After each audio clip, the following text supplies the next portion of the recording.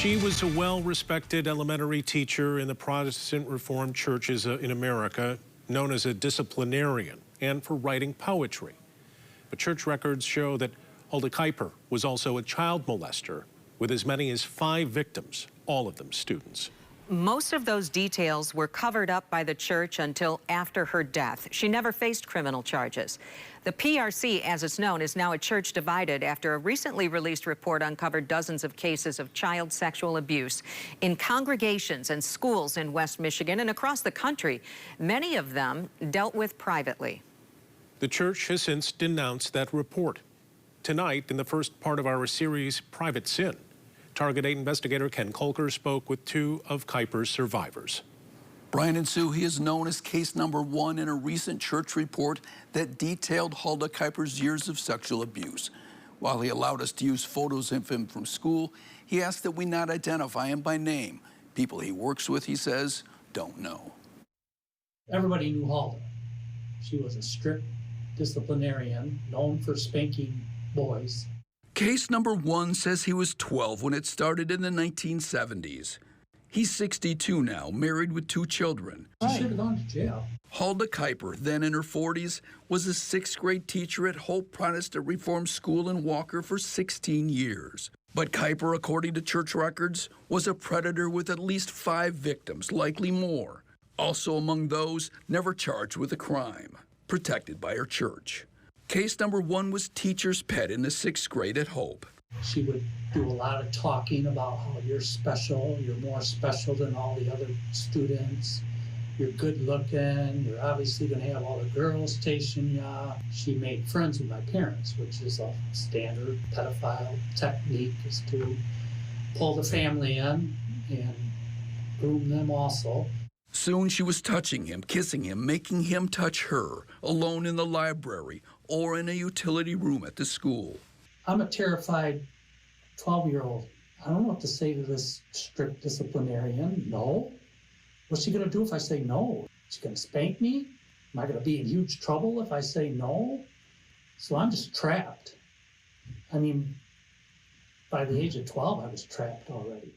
Trapped, he said, and sexually assaulted beginning in the 7th grade, continuing until he was 17, sometimes in her classroom while kids were out on recess. So we could hear the kids playing outside of the window. At Covenant Christian High School, she would summon him by asking the school secretary to leave a note on his locker. And I would go see her. I was so under her control, I thought I had to. Finally, after another sexual assault, he drove north on Wilson Avenue, away from the school. He was 17. Kept looking at the trees flying by. I just said, just pull it into the tree. Just be done. What you got to do is yank the wheel and just drive straight on into that tree and it'll be over with. I've only told that to a few people, but I swear I had a demon in the car with me. But the Lord kept it from happening, told her that's it. You told her that's it? Yeah.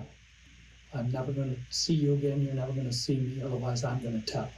She responded with letters. Please remember, my darling, I still love you very much, she wrote in one, and a Valentine's card signed, you know who. Several years later, in 1981, he was drunk at the beginning of a decade of alcohol and drug abuse when he told his parents, but only about kissing and hugging. His father, an elder, told the church. A recent report released by the church revealed leaders failed to investigate and failed to report it to authorities at the time. The statute of limitations had not expired by then, so she could have been prosecuted. Instead, back in 1981, the church placed the teacher on supervision, did not notify the school, and allowed her to keep teaching for 4 more years. Just keep her job, and even worse than that, they don't even tell the school what happened. The school fired her in 1985 for insubordination, still unaware of the allegations. More than a decade later, in 2001, case number 1 says he met with the Reverend Ronald Caminga, the pastor at his church, Southwest PRC. And you told him it was Hulda? Told him everything. And he says, well, I don't really think we should do anything. You're going to hurt your children. If this gets out, your children are going to suffer. I think I was concerned about his family and about his kids and everything that would happen if this was made public. Kamiga recalls calling police to ask about the statute of limitations without giving names.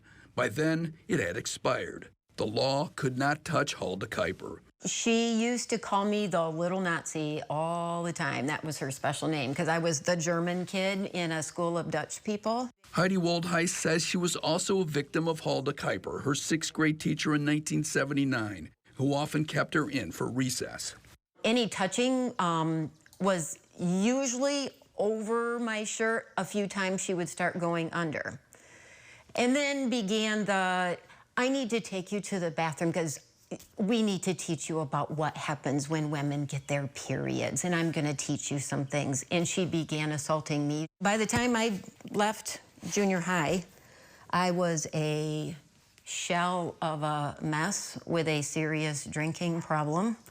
I was blackout drinking at least twice a week, just desperate to stop this up here. She didn't tell anyone about Hulda Kuiper until a year and a half ago. Never got a chance to confront her.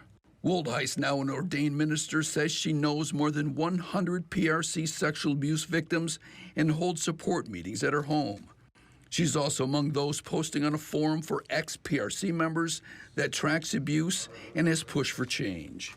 I will do anything I have to do to make sure eyes are on this church and somebody answers for the damage they have caused, because there's so many of us. Hulda Kuiper was listed on the church's website among the, quote, saints who died in the Lord. In 2022, she was 90. Tonight at 7, her case is not an isolated one.